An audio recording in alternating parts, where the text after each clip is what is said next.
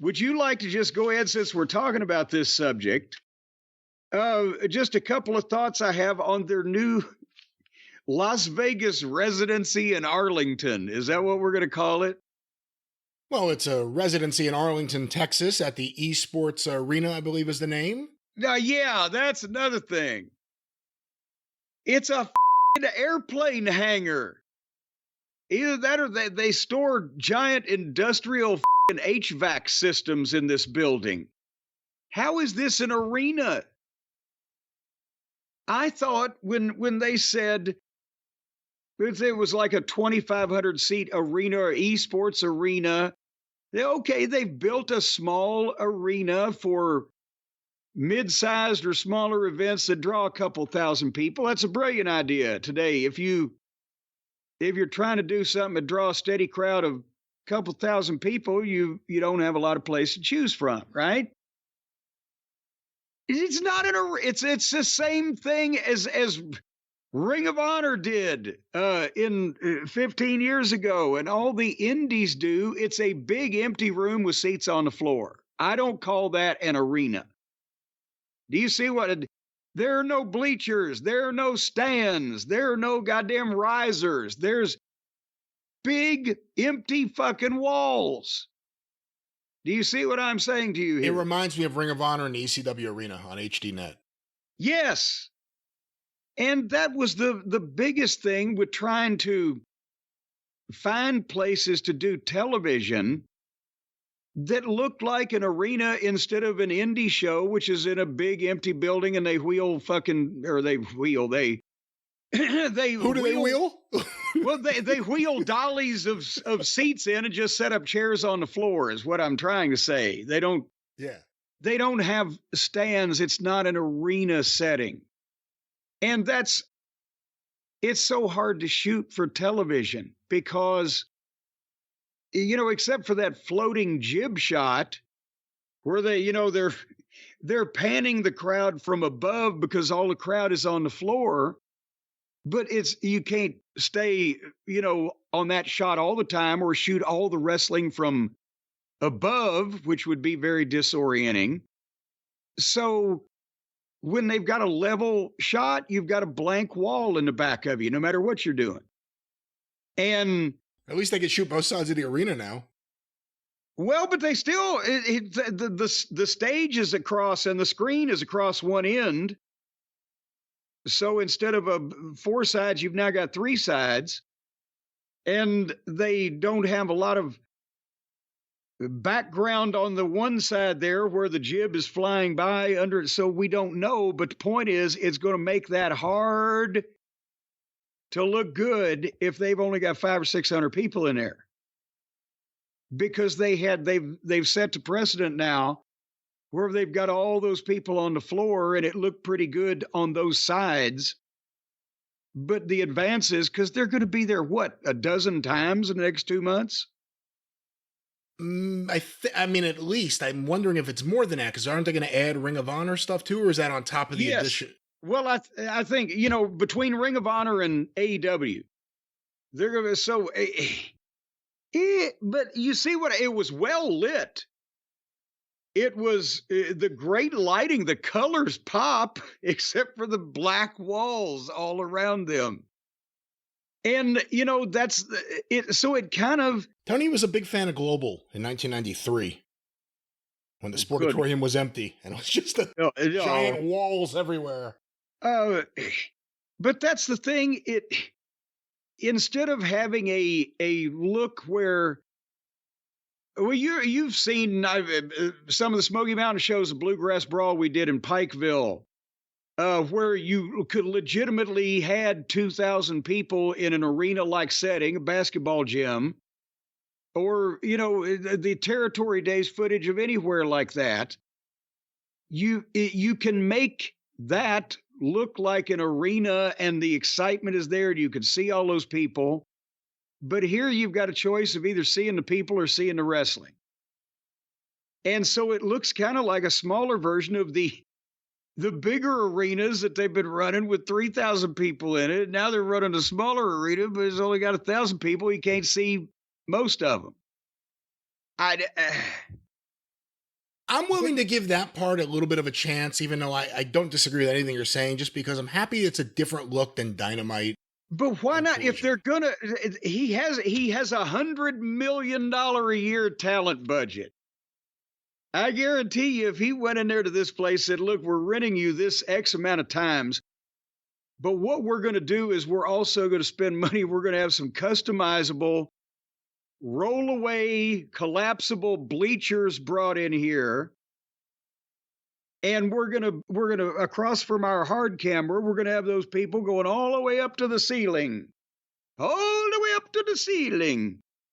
And then we're gonna spend $5,000 at a goddamn local printing place and have giant fucking banners to hang on the sides of those to soften up those black corners. And then do the same thing you're doing with the arenas. If there's nobody on the behind the hard camera side, at least we won't know at home, and make you a bowl. See what I'm saying? Yeah, it's a very interesting thing you're saying. Do you think it's actually, if you were a promoter, if you were Tony, is that a good investment, not even just for here, just to have it? Your own customized roll-away bleachers that you could go into other smaller rooms with and do something that looks like you. Yes, and, it depends on the size of the promotion. The reason why we in Ohio Valley Wrestling created our own arena from a warehouse, but we customized it and it became an arena. That's what the size we could fill up. It could look good on television, blah, blah, blah. And then you paint everything black you don't want people to see, but you don't want the predominant fucking background of your show to be black. And so you have to have people raised. If you don't run shows that draw enough people or have a need to look fabulous on television, that's a really expensive proposition that many promotions wouldn't make sense for them. But explain to me how the goddamn, don't fucking spend $13 million and 47 cents on Mercedes Moon or whatever and get you a set of fucking $50,000 bleachers that'll hold 750 people. Jesus Christ, I don't know. I haven't priced bleachers these days. But you see what, in relation, if you're going to do something like this, customize the fucking building. Elsewise, you are literally shooting TV in an airplane hangar with a nice entrance. So, how much of a collision did you actually watch? I zipped through some things. I wasn't trying to critique anybody's matches, and probably a good thing for all of them that I wasn't. And this is all the people that don't make Dynamite anymore. This is where they've gone to engage in some type of wrestling somewhere. But they've got a little run going.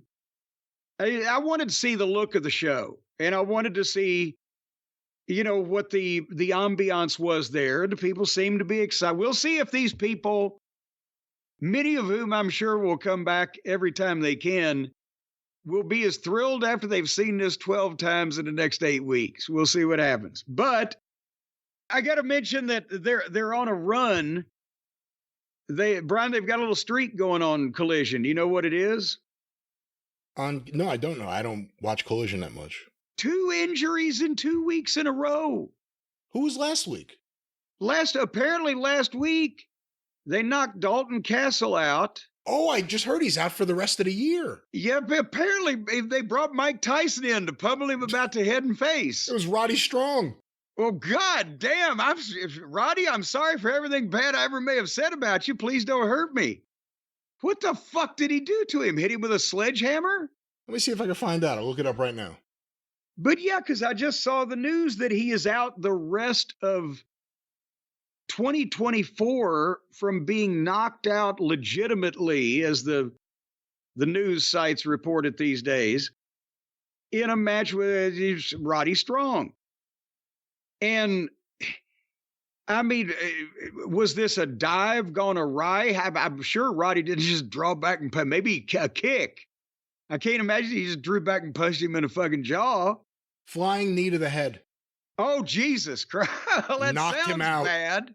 That sounds really bad. A flying knee to the head. Maybe he needs to get some advice from Brutus Beefcake on This a is why flying knee to the. This is why wrestling 2 was so dangerous. Well, there you go. And the $1 million knee lift. And apparently this is going to be renamed the 6-month knee lift because it'll knock you out of the business for 6 months. Well, I didn't see that, but I did see, I wanted to see the look of Collision 2 and I forgot it was on. So I tuned in, 15, 20 minutes into the show. Literally, if you want to figure out when I tuned in, it was the 5 seconds before Sky Blue got hurt. Well, wouldn't you know who won the pony? That was the first thing I saw in the new Collision. No, hold on. No, just pump the brakes there, young man. You are a young man and still have the fruit of your vigor in your loins and all that type of thing. You mean to tell me with all of the things that you say about Sky Blue, that just happened to be when you tuned in was when Sky Blue was on the screen? Just complete coincidence. Yeah, I don't think I say that much about Sky Blue. In a million years. I don't think I say that much about Sky Blue. Also, I didn't know the rundown of the show, what was going to be on. I was watching the Mets. Actually, the Mets were over. No, the Mets were over. I was watching Svengoolie, Dracula. Was Mrs. Met? No. At the game? No, but a lot of people did a Google search for Mrs. Met after we talked about her during the Naomi review, and they understand.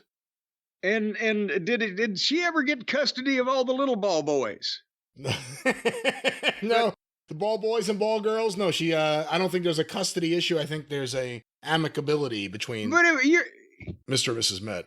You're always talking about Sky Blue and her various assets. And it sounds like you're the one talking about it. I barely ever mentioned Sky Blue. I remember you. Who is it that you're talking about all the time and describing their various attributes?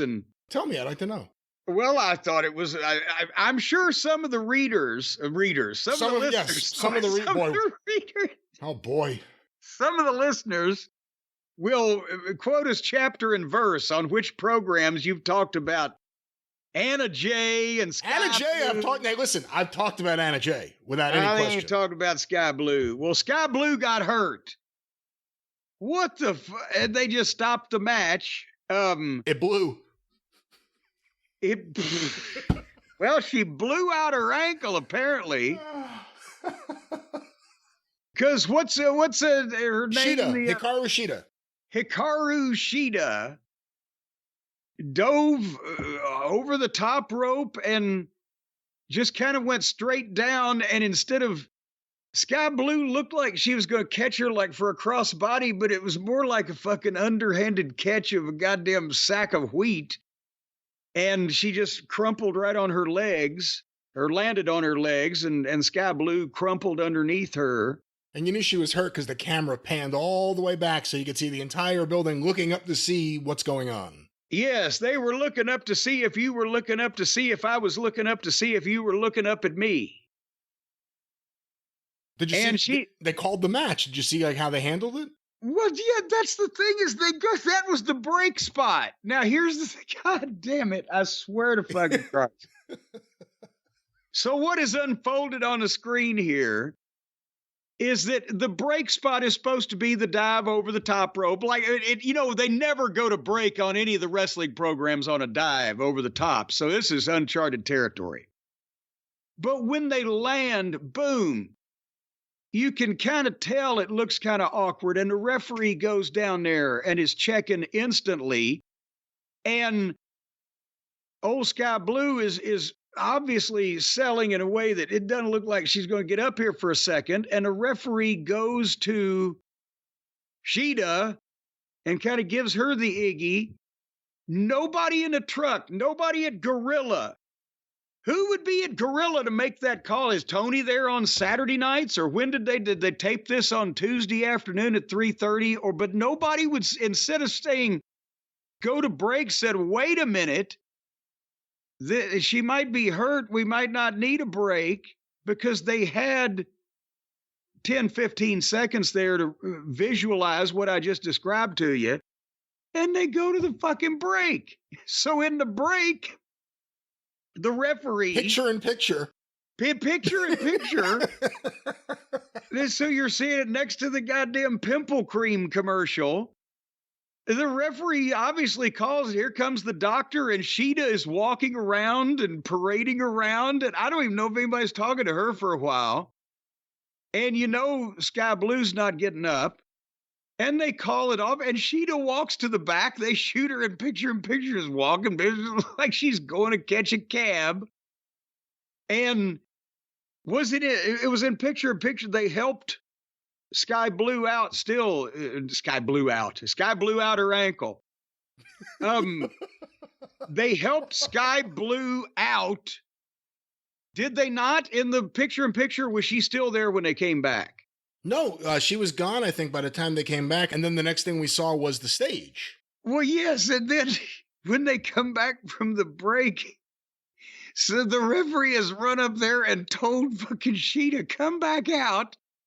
And I think they had a wide shot for a little while. And then Sheeta comes back out on the stage so the referee can raise her hand. And they tell people then, including us in television land, that, the match was stopped. Sky Blue was hurt, so Sheeta's the win. Then she turns around and walks back through the thing. What the fuck? They could have goddamn stuck with the shot they had for a fucking minute, registered the whole thing with her being hurt and gone to their break and come back on the other side without that bit of frivolity and gone on with their program. But it just, oh my God. Hey, let me ask you a question that came to me watching this, and then I noticed it again or thought about it again later in the show when I had it on. I just looked up, and it was another moment like this. Not like this, not an injury. Lately, we see a lot in both companies of referees clearly leaning over to a wrestler, asking them if they're okay, then hitting the button and talking back to the back and letting them know the wrestler's okay. Yes. Is there a way to do that so it's not so obvious that the wrestler is checking to see if the professional wrestler's okay for clearance to continue? Like, it's just, there's something about it that takes me out of things. When all of a sudden you see the referee clearly communicating to other people and clearly checking to see if the hurt wrestler's really hurt or working. Like, it just... Yeah, and I don't know. I think part of it comes from, I don't know how much money they're spending over there. I don't know if you see it as much in the WWE with the referee talking back, do you? Or do you know that they're able to talk to the referee? Do we see the referee talking back, or is this an AEW thing? It's a WWE thing, too. Anytime you see someone... Okay. If you see the girls do a dive and they're on the floor, as soon as everyone lands, the referees just run over to everyone's face to communicate with them. So then the wrestler can't even sell that they're like, dazed or anything, because you immediately have to see them talk back to the referee. I notice it all the time. Yeah, that's where I was going with that was now that they got more money to spend. See, back in my day, kid, and I mean even, 10, 15 years ago, most of the time the referee did not have the ability to talk back. They could hear, they could not communicate back. So we didn't have a problem with them hitting a goddamn button on their hip, right? And that is something that needs to be addressed. But at the same time, again, this is all sleight of hand. If you could only talk to the referee, then what I would do when I was producing in a truck, once I've established he can hear me at the top of the segment, hey, Earl Hebner, if you can hear me, rub your stomach. And he'd rub his stomach and we'd see it on the hard camera, right? Nobody's looking. So in that way we know. And then you've got signs, either, depending on the referee or what the situation is. If you tell him to do something, a guy's he's going to work his fucking right arm like he just sprained his fucking shoulder on that last count. Or he's going to pat his knee.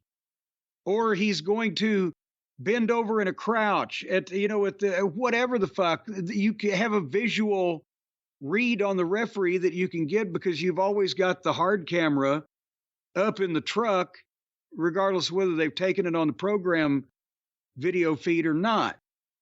And so you're talking to him and telling him to tell him 2 minutes left, and then he'll make your motion. So that he did that. And nobody saw through that shit. But as they get a bigger budget and fancier equipment, now I'm surprised they don't look like they're at a goddamn Wendy's drive-thru. Anyway, pull forward, please, for your high spot. Hey, by the way, you missed an injury. You said that last week Dalton Castle got injured. The week before, Rio broke her arm. Oh, shit. Well, okay, it's a three-peat. Then I forgot about that. All set. So that was on Collision. So, hee-haw. And then Dalton Castle. And now Sky. Do you think they'll have a rehabilitation sweepstakes where the one that can get out of rehab and get back in the ring the quickest is the goddamn winner? Maybe they could do like some kind of WWE type supernatural thing, like a Wyatt Six type group that's injuring anyone who appears on Collision. Pretty soon there'll be no one left. No, I think what they ought to do is everybody that has been injured, they ought to come out with a goddamn artificial body part, whatever was injured. One guy comes out with a fucking titanium steel leg. One guy comes out with a fucking super arm. How about an intergender all injury battle royal? But the only thing is you have to be thrown over the bottom rope because nobody's ambulatory enough to get anybody over the top rope. Oh, and they could all be wheeled in on a gurney. Well, I mean, that part may be the wheeling in part, but I think, if you're not going to go over the top rope, you're kind of going against the whole idea of a battle royal. Even a middle rope, the bottom rope, there's no point to it. Well, they used to, when they would have a midget battle royal, when they'd have all the midgets booked on a show, they would make it over the second rope was the elimination. If you're going to do an injury battle royal, and you got some real talent in there, Jamie Hayter, Riho, Sky Blue, Dalton Castle, all the girls. No, you got a lot of talent in there. If you're going to do this injury battle royal, I had some sort of stupid question I was going to ask that I already forgot about. If you're going to do an injury battle royal, yeah, why not? I mean, you can get the legless guy back. And by the way, are you allowed to be in the injury battle royal if you say you're not injured, but AEW says you are? Well, that's another thing that's changed. Because back in my day, kids, when I was working in the offices, we had to monitor these wrestlers because if they were on guarantees, they would say they were hurt and get their money and we'd never see them and they really wouldn't be hurt. But now it's the opposite. They're getting their money, but they're saying they're not hurt when they're actually hurt. One last thing on this. Generation. One last thing on this. An injury like this happens, the Sky Blue injury. It happens to any wrestler in a match 35 years ago. The referee does not have a headset. What happens? What would be the difference? How would it take place? What would happen? Well, part of it is, it's obviously it's the talent.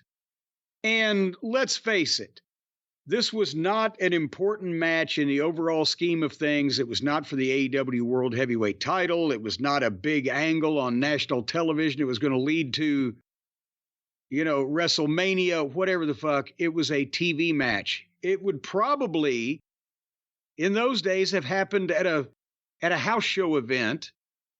And if a guy or girl in that position went down and said, I'm fucked and I can't do this, and they're on the floor, the referee would told the other person, roll in and I'll count him out because there's nothing else to fucking do. He can't get back in. You didn't see that many injuries again, to be honest with you, that somebody was so debilitated that they couldn't finish the match. They would gut it out to whatever level they needed to. Again, if it was a preliminary match, just fucking sunset flip me, something, just small package me. Got to go. I'm hurt. That type of thing. If it was a territory main event, they would try to get whatever the point of the finish was across that would lead to whatever that was called and then, get back and reevaluate from there.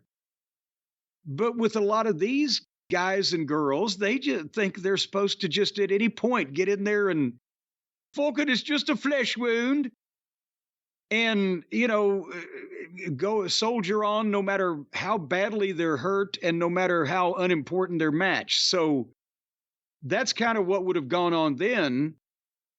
But now they've got a different mindset and the referees and people have to protect them from themselves. But I've mentioned it before, but I saw the guy in Louisville Gardens, a guy named John Rogers. He never went anywhere. I don't even know if you could Wikipedia him, but he was Crazy Luke Graham's tag team partner against goddamn Tommy Gilbert and Ray Candy, I believe. And Tommy Gilbert suplexed Rogers and it broke. He his leg folded up underneath him when he landed instead of taking a flat back bump.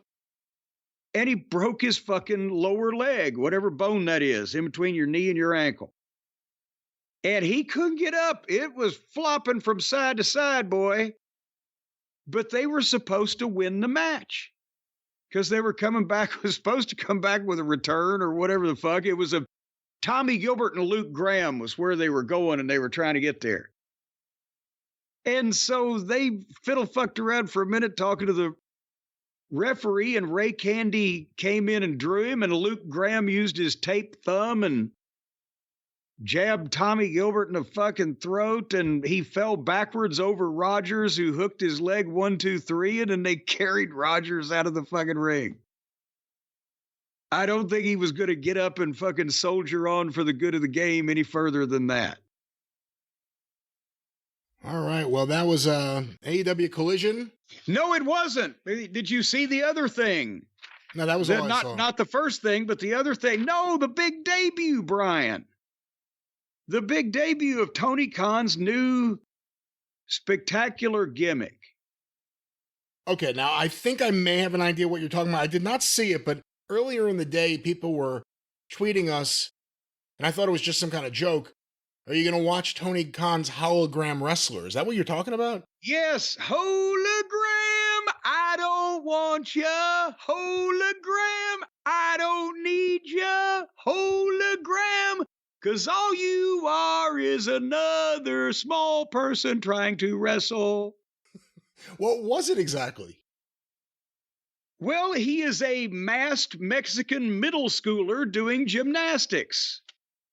And he does them real good. He can jump up and stand on the guy's shoulder and backflip and land on his feet and jump down, turn around, pick a bale of cotton and all that stuff.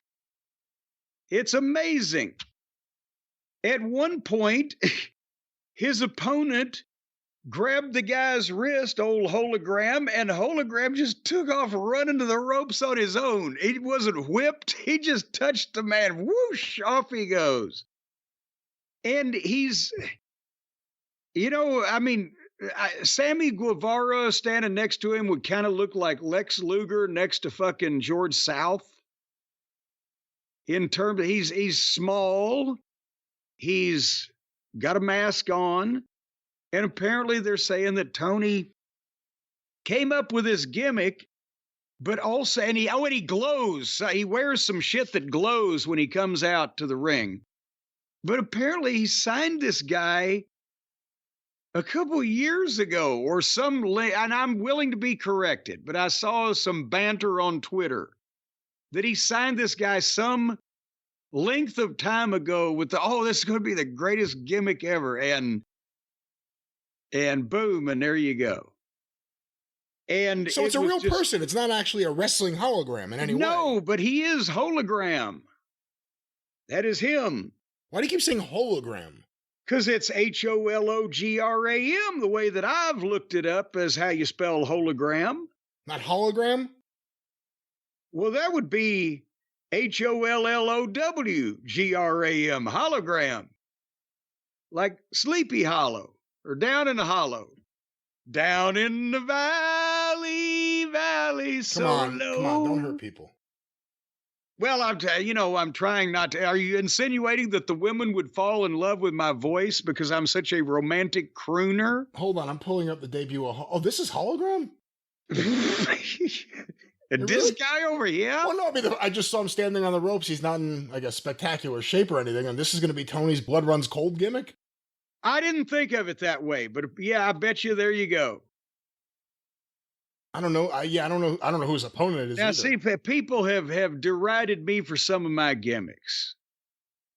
Some of mine turned out okay. The thought of Lance Storm and Chris Jericho as a tag team didn't do too bad for a while. You had the Batistas of the world that prospered somewhat, but nevertheless. Wow, this guy really flies around. He certainly does, doesn't he? And he's built like the original El Santo, like when he was 65, right when he retired. You ever see that retirement footage from like 1982 or whatever? This is what he looks like. No, they almost wrapped him in bubble wrap. But no, this is a young man. He's being He's being careful in some things and reckless in others. It was an odd. It looked like he didn't want to hit the ropes too hard. It was like a cheese grater, but then he'd just fucking fly everywhere. He's kind of like a Lucha Libre greatest hits. I'm watching this guy. He's doing everyone's stuff. Oh, he's spinning and twirling. Who's he wrestling? Who's the opponent here? Who is this guy? Actually, El Gringo Loco. I called some of his matches in MLW, and for a pudgy white guy. You're being serious. I thought you were joking. No, for a pudgy white guy, I remarked to him that he doesn't look bodily like he ought to be able to do all that flipping about, but he was flipping too. And then you got the other guy flipping and him flipping, and it's flipping fucking repetitive. But they were trying to pay tribute to authentic lucha. Is this guy exclusive to Collision? I hope he's exclusive to Collision on July the 20th. See, he just went down. See, that's what I'm talking about. He just went down in the corner, and he's on the ground adjusting his knee pad, and the referee comes over and starts whispering to him. Well, in this case, I think they just made his outfit. He couldn't get that fucking knee pad unfucking twisted for anything in the world. And by the way, I've never seen this referee before. Is this someone who speaks Spanish? Is that why he's here for this match? I didn't think about that. Yeah, I don't know who this referee is.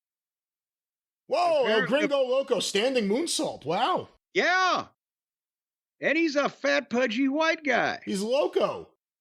See, now, if you had El Gringo Loco on a wrestling promotion of primarily American or North American style pro wrestlers, and he did that shit, being a guy that can speak English and looks like a fucking baked potato with arms, legs, and a beard, and doesn't look like he ought to be able to do some of that stuff, you could make that his gimmick and you could get a guy like that over. He's adjusting the knee pad again. This guy could be clearly the Gringo Jacob Fatu. Well, I've never thought of it that way. But give him a fucking gimmick. He's from a goddamn, I don't know, the hills of Missouri or some trailer park in Arkansas. I don't fucking know. And then he uncorks that shit, and he's just the underdog babyface. Well, he just did a moonsault off the rope, but he landed on the ground, and I turned it into a body slam or something. They fucked up something and tried to make it work, and it looked very interesting. Yeah, they almost were going for 4 on that injury list on that one. I remember that one too. Man, who is this guy? This is something. Oh my God, they gave his name on. Is there a young lucha star named Aramis? Would he be one of the 3 Musketeers? Is this? Where are you getting your lucha news from? Well, I seem to remember. I seem to remember the name Aramis, and I'm just trying to go from there. I'm not sure. Well, that's the debut of Holly. He's got him in a torture rack. He's spinning, and then I turned it into a power bomb. Yes. And that's the finish. Oh, wow. There you go. And the crowd is all clapping. No one's standing, but they're clapping, so that's a positive sign. Well, also there's a lot of fleas in the air in Dallas at this time of night. If they take your advice, if they can, and add those bleachers and everything, I actually think it's a pretty cool looking, unique venue. I mean, the screen behind them, I'm not a big fan of the screens or the stages, but it looks different. It looks all right. Well, that's what I'm saying is they need to do something with it instead of it not being an empty building. And I'd rather see the fans in the camera shot than the goddamn giant stage and Tron. I mean, you can have both. But out of the two, I think the fans are more important. Make it a bowl. Make it up close to where, this is, again, if they're going to do this, instead of trying to look like they're just in a, the same kind of building with a smaller crowd, make it something that's intimate, that the old center stage look even. Where the people are up on everything, except you give them room to do their bullshit outside on one side or whatever the fuck. The diving pit. And then, bring the people up close where you can see the fans and see them hopefully reacting, and make it look cooler and more intense and more up close on television, shot with a different style instead of just being, oh, there's that wrestling in the big empty building. And you can do wonders with giant, again, he's spending more money for the goddamn giant video screen than he would for fucking bleachers to put the people up where they can see also, because it's a rotten live event experience if there's 15 rows on the floor and you're in row 14. You ain't gonna see dick. Do we know for sure that he's bringing them in, the video screens? Because, again, it's the esports arena. You got to figure this is what they primarily do, is have people sit there and watch screens. Well, no, the big stage that they've got, I would think he brought it into Las Vegas. We had a line item for goddamn staging. It's a television production. So, yes, I understand why they have the screen and the stage or the entranceway or whatever the fuck. But if you're going to, if he's going to in any way spend money on that, if he ain't spending money on it, then why ain't he spending money on it? Rather than some of the other things he's spending money on. That's what I'm saying. Riser seating, a shape to the thing, make it look like a goddamn a fight pit with 1,000 people in it, or maybe 750 as it goes on. I think the advance on one of their shows is 400 for a few weeks from now. But make it a fight pit with the cool screens and the way they come. Should the wrestlers come down to the ring? Would that be just something to make it different? That's one of my things, I've said it before, that I love. When a wrestler, when you say come through the crowd, when the entranceway was kind of, they had to walk through the area with fans, the fans were close to them, there's security around them. To me, that stood out more. But also the Dallas Sportatorium, remember? Because the floor of the Sportatorium was a pit with seats all around except for that blank wall where the fire had happened in the 50s. And the locker room level was above, it was on the level of the top seating, and you would come down that entranceway. That's all the cool shots of the Von Erichs coming down through the crowd as they're, it's the same thing now with Jey Uso. When he starts the breezeweight, he comes down. So build you a goddamn bowl and let it be an entrance tube at the top and let them come down through the pit. You see all the people, they can interact with them. And again, you could do a 360-degree pan around your ring if you built a bowl that held 600-700 fucking people. You could fill it up no matter what. You could go 360 degrees around. You'd see nothing but people around the ring. Let them do their shit there, because they're the pits anyway. See, I just had a free idea for them. All right, well, that was AEW Collision. What a debut. All righty. A debut in a new building, I should say. What a debut for a new concept. They got to try these things, but they need to dress it up a little. It's like they just moved into the apartment. Okay. It's when you're just eating frozen pizza, you don't really have time to put your knickknacks out.